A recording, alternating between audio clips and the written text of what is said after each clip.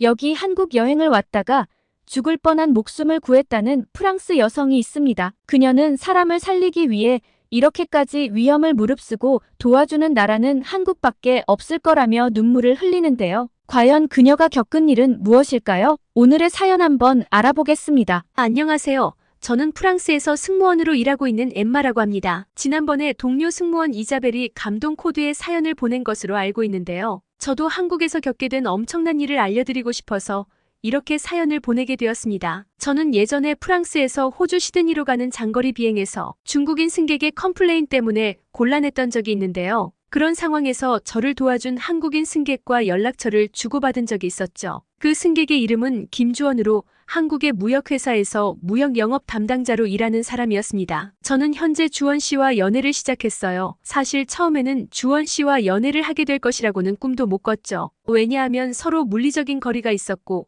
국가가 다른 문화 차이가 있었기 때문에 어려울 것이라고 생각했습니다. 그저 가벼운 마음으로 연락처를 주고받았어요. 하지만 이제와 얘기하자면 주원 씨는 비행기에서 저를 처음 본 그날 첫눈에 반했다고 하더라고요. 저의 다정한 미소와 친절한 태도에 본인도 모르게 매료되어서 계속 눈길이 갔고 제가 곤란한 상황에 처하자마자 바로 도와주고 싶었다고 고백하더군요. 저도 그때 중국인 승객 때문에 어려움을 겪고 있었는데 주원 씨가 그 승객에게 대응하는 모습을 보고 참 용기 있고 멋있다는 생각을 했던 것 같아요. 게다가 키도 크고 훤칠해서 호감이 간 건 사실이었죠. 연락처를 주고받은 뒤에 우리는 파리에서 처음 만나기로 약속을 잡았어요. 주원 씨는 국제무역 박람회가 있어 파리에 올 일이 있었고 저도 주원 씨가 오는 날에 맞춰 휴일을 비워두었죠.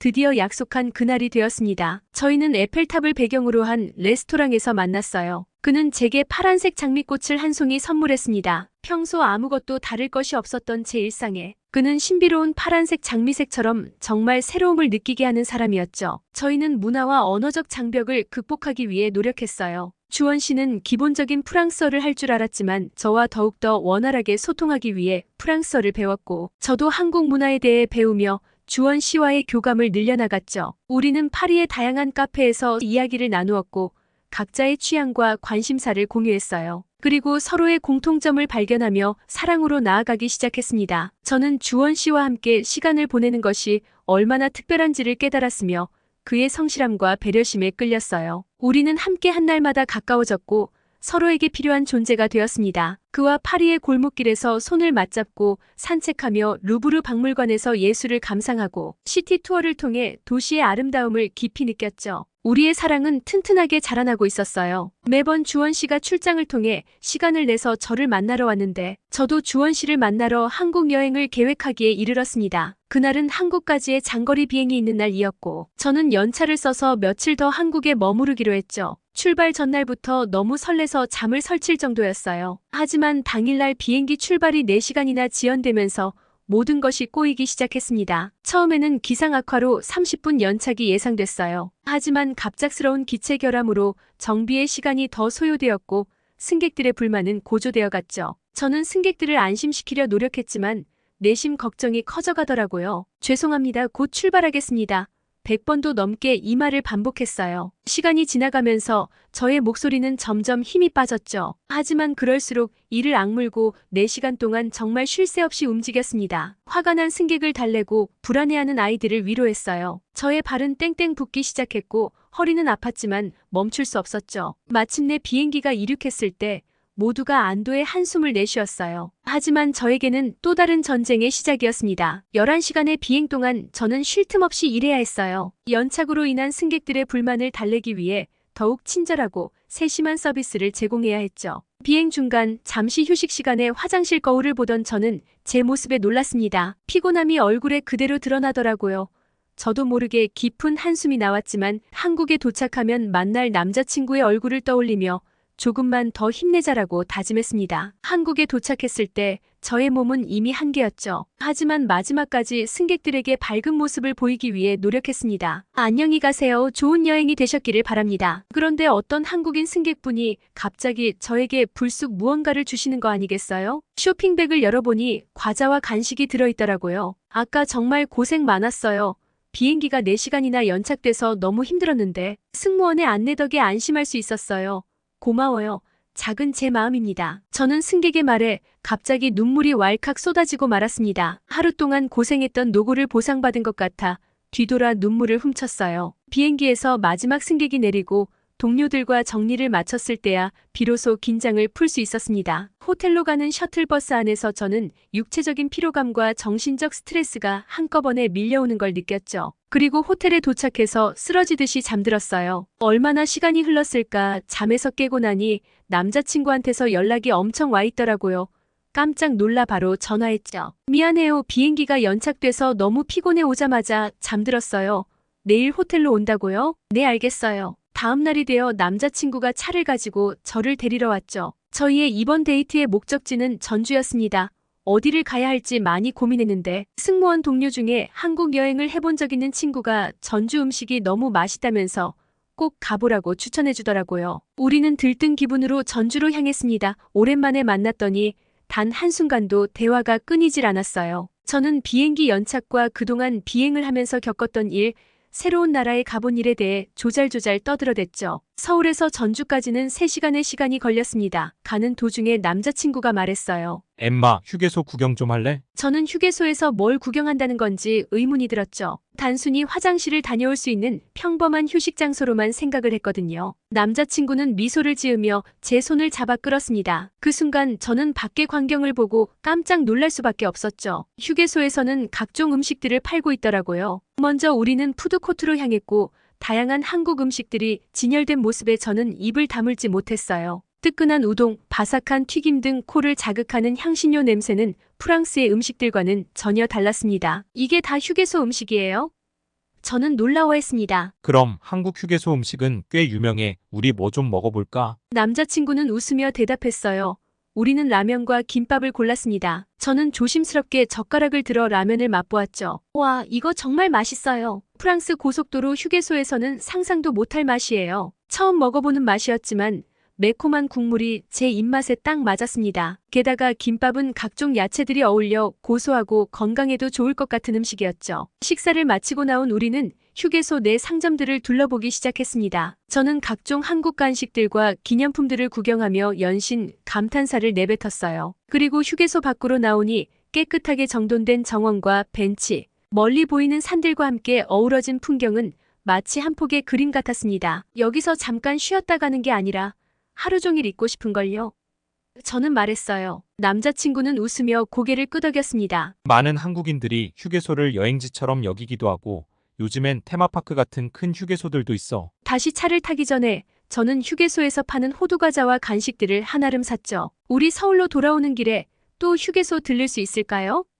남자친구는 웃으며 고개를 끄덕였습니다. 물론이지. 다음 휴게소는 여기보다 더 크고 재밌을 거야. 저는 휴게소라는 작은 세계 속에서 한국의 문화, 음식, 그리고 정서를 느낄 수 있었어요. 전주에 도착한 후 저는 곧바로 SNS에 휴게소 경험을 올렸습니다. 휴게소의 다양한 음식들, 깔끔한 시설, 아름다운 주변 경관을 세세히 묘사했죠. 특히 한국인들이 휴게소를 단순한 휴식 공간이 아닌 여행의 일부로 여기는 문화에 대해 감명받았다고 적었어요. 저의 SNS 포스트는 예상외로 큰 반응을 얻었습니다. 많은 프랑스인들이 한국 휴게소의 독특함에 관심을 보였고 댓글을 통해 자신들도 꼭 경험해보고 싶다는 의견을 남겼어요. 그리고 숙소에 짐을 푼 우리는 전주 한옥마을을 구경하기로 했습니다. 한옥마을에 도착하니 고즈넉하고 전통적인 분위기로 가득했어요. 골목길마다 한옥과 돌담이 어우러져 있었고 전통가옥 안에서는 한국 전통 음식과 공예품들을 즐길 수 있었죠. 데이트 시작에 앞서 남자친구는 한국의 전통 의상인 한복을 입어보자고 제안했어요. 우리는 한복을 대여해주는 장소에 가서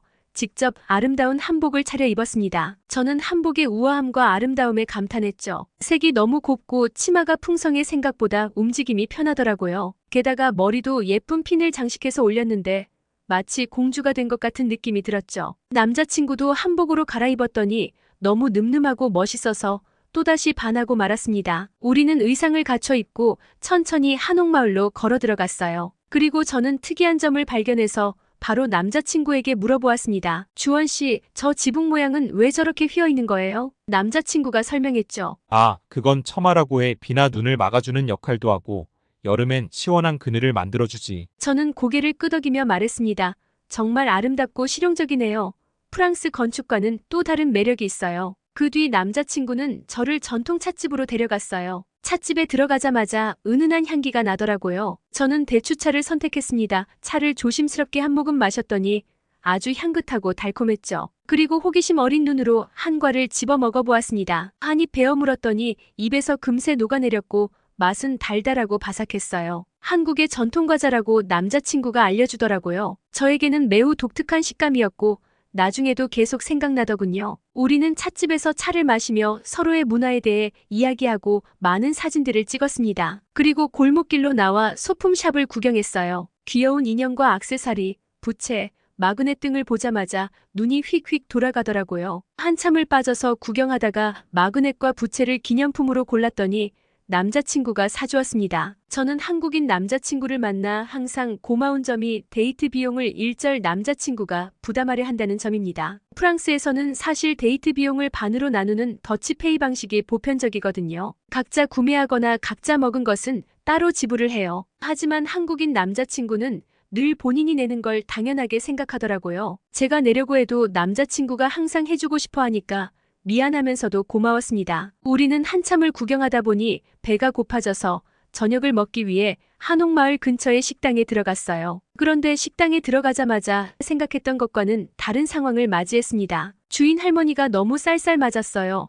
저희를 보자마자 자리 안내도 없이 주방으로 쏙 들어가셨거든요. 저는 당황했습니다. 그래도 기분을 망치고 싶지 않아 일단 자리에 앉아서 메뉴를 주문하려고 했죠. 그런데 주문을 하지도 않았는데 할머니가 다짜고짜 반찬을 가져다 주시는 게 아니겠어요? 이거 안 시켰는데 왜 가져다 주시는 거예요? 저는 깜짝 놀라 물어봤는데 오히려 할머니가 당황하시더라고요. 남자친구는 웃으면서 엠마 원래 가져다 주시는 거야 라고 말하며 한국의 식당 문화에 대해 알려줬어요. 저는 10가지나 되는 반찬과 국을 이렇게 같이 먹을 수 있다는 사실에 입을 다물 수가 없었습니다. 너무나 먹음직스러워 보이는 음식들이었고 메인 메뉴를 주문조차 안 했는데 이것들만 먹어도 충분할 것 같다는 생각이 들었죠. 우리는 비빔밥과 석갈비를 주문했습니다. 비빔밥의 뜻은 고기와 나물 여러 가지 양념을 넣어 비벼 먹는 밥을 말하고 석갈비는 뜨겁게 달군 돌판 위에 구워서 마지막 한 점까지 따뜻하게 먹는 갈비를 말한다고 남자친구가 설명해 주었어요. 드디어 나온 요리를 맛보고 저는 감동하였습니다. 비빔밥은 일단 모양이 너무 예뻐 계속 사진을 찍었어요. 형형색색의 나물들이 밥 위에 올라가 있어 이렇게 예쁜 요리가 있을까 싶었죠. 또한 비벼서 먹으라고 했는데 비비고 나니까 형태가 망가져 참 아쉬웠어요. 하지만 한 입 먹어보자마자 다양한 나물의 맛을 한 번에 느낄 수 있어 이렇게 먹는 이유를 알겠더라고요. 사실 프랑스에는 나물 요리가 잘 없어서 저는 다양한 나물 맛을 한 번에 느낄 수 있는 비빔밥이 매우 신기하고 맛있었습니다. 그리고 석갈비는 돌판에 올려져 있어 끝까지 따뜻하게 고기를 먹을 수 있었고 간장 양념이 너무 맛있었습니다. 나중에 부모님께 대접하고 싶을 정도로 맛있는 음식들이었죠. 그런데 식사 도중에 할머니가 다가와 빈 반찬 접시를 가져가는 게 아니겠어요? 그래서 저는 빈 그릇을 치워주시나 보다라고 생각했는데 가져간 그릇에 또다시 반찬을 채워서 주시는 거예요. 저는 남자친구에게 걱정을 털어놓았죠. 이거 어떡해요? 이 반찬들까지 다 계산하려면 너무 많은 비용이 나올 것 같아요. 그러자 남자친구는 말했습니다. 우리가 주문한 메인 메뉴만 계산하면 돼. 이 반찬들은 다 서비스로 함께 제공되는 음식들이야. 저는 너무 놀랐습니다. 이렇게 많은 반찬들을 리필까지 해주는데 무료라니 믿기지가 않았어요. 프랑스에서는 단 한 번도 겪어보지 못한 일이라 한국의 식당 문화에 감탄을 금할 수가 없었죠. 남자친구가 계산을 하는데 할머니가 말씀하셨습니다. 처자는 어느 나라에서 왔어요? 밥은 맛있게 먹었어요? 저는 연신 고개를 끄덕이며 너무 맛있게 먹었다고 또 오고 싶다는 말을 덧붙였습니다. 이렇게 많은 음식을 준비하려면 얼마나 많은 노고가 들어갈까라는 생각이 들었고 그 정성에 너무나 큰 감동을 받았어요. 그날의 경험은 저에게 잊을 수 없는 기억이 되었죠. 숙소로 돌아가는 길에 저는 한옥의 지붕과 정취가 만드는 분위기 속에서 한국의 아름다움과 전통의 중요성을 깊이 이해할 수 있었어요. 그리고 남자친구에게 오늘 이렇게 직접 한국의 전통 문화를 체험해보니 너무 좋았다고 말했습니다. 남자친구도 저와 함께하면서 새삼 한국 문화의 아름다움을 깨달은 느낌이라고 했죠. 우리는 데이트를 통해 서로를 더 이해하게 되었고 소중한 시간을 보냈습니다. 그리고 다음 날이 되어 우리는 서울로 돌아가고 있었어요. 차 안에서 대화를 나누며 전주에서의 아름다운 추억을 되새기고 있었습니다. 그런데 신호대기 중에 갑자기 쾅 하는 굉음과 함께 엄청난 충격이 차 뒤편에 가해졌습니다. 그와 동시에 차가 옆으로 전복되고 말았어요. 남자친구는 급하게 제 이름을 불렀습니다. 엠마, 엠마, 괜찮아? 저는 너무 놀라서 무슨 일이 일어난 건지 현실 감각이 없었어요. 그리고 곧이어 닥쳐온 극심한 공포감에 눈물을 흘릴 수밖에 없었죠. 남자친구는 차량 벨트를 풀려고 했어요. 하지만 벨트는 고장이 난 건지 풀리지 않았습니다. 우리는 갇혀버리고 말았죠. 저는 너무 춥고 몸에 부들부들 경련이 일어났습니다. 그런데 갑자기 사람들이 달려들어 차를 밀었어요. 여러 명이 힘을 합쳐 전복된 차를 바로 세우기 시작했습니다. 차체가 몇 번 크게 흔들리는 것 같더니 차가 올바르게 세워졌어요. 사람들은 자동차 문을 열며 우리에게 괜찮냐고 물어봤죠.